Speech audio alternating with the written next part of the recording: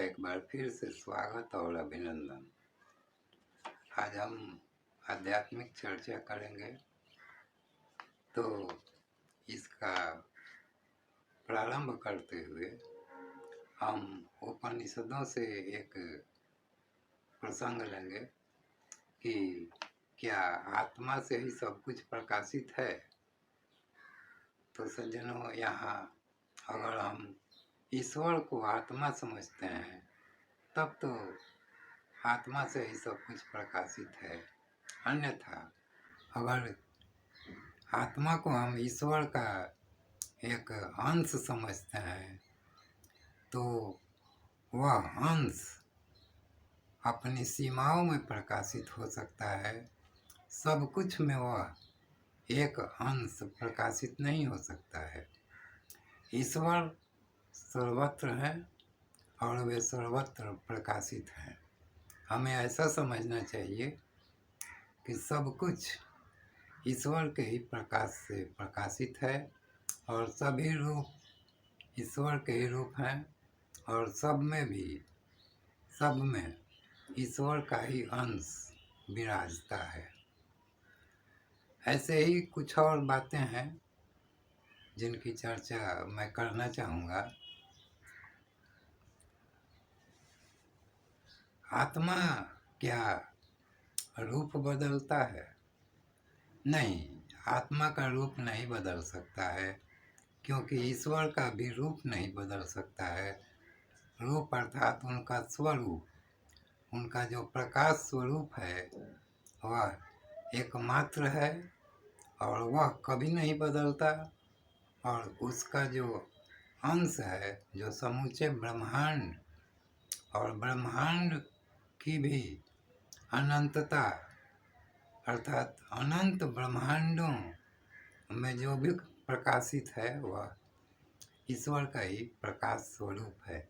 चाहे वह सजीव हो, निर्जीव हो, स्थूल हो या जिस भी रूप में हो, सब कुछ ईश्वर से ही प्रकाशित है। तो सज्जनों, यह स्पष्ट हो गया कि आत्मा का अनेक रूप नहीं हो सकता है। ईश्वर के अंश रूपी आत्माओं का अनेक प्रकार से विस्तार है और उनके रूप के विभिन्न विस्तार अनंत ब्रह्मांडों तक फैले हुए हैं। तो अगर आत्मा को हम एक इकाई के रूप में लेते हैं या देखते हैं तो यह तो जब तक जिस रूप में प्रकाशित रहता है वह उस रूप तक ही सीमित रह सकता है। तो सज्जनों, आइए एक तीसरे प्रसंग की भी चर्चा करेंगे। आत्मज्ञान से क्या संसार का क्रियाकलाप चल सकता है, या आत्मज्ञान से हमारे सांसारिक भरण पोषण, काम धंधों का संचालन या उसमें कोई गतिविधि स्वरूप कुछ हो सकता है? तो अगर हम आत्मज्ञान को अपने व्यवसाय से जोड़ लेंगे तो इस विषय में हमें यह कहना पड़ेगा कि आत्मज्ञान का व्यवसायीकरण अगर किया जाए तो वह स्वयं में एक धंधा बन जाएगा और उस धंधे को चलाने और न चलाने की निपुणता आप में होनी चाहिए। और अगर आत्मज्ञान को धंधे के रूप में चलाना चाहते हैं तो आत्मज्ञान के एक बाजार के स्वरूप को भी समझना होगा। अगर आध्यात्मिक चर्चाओं, परिचर्चाओं, सत्संगों या आध्यात्मिक सांगठनिक जुड़ावों को अगर आप धंधा कह सकते हैं तो आत्मज्ञान से धंधा तो नहीं चलेगा, लेकिन आत्मज्ञान का बाजार बन सकता है और आत्मज्ञान ही क्रय विक्रय की वस्तु बन सकती है। यह व्यक्ति विशेष पर निर्भर है कि वह आत्मज्ञान को किस रूप में आत्मसात करता है। तो धन्यवाद सज्जनों।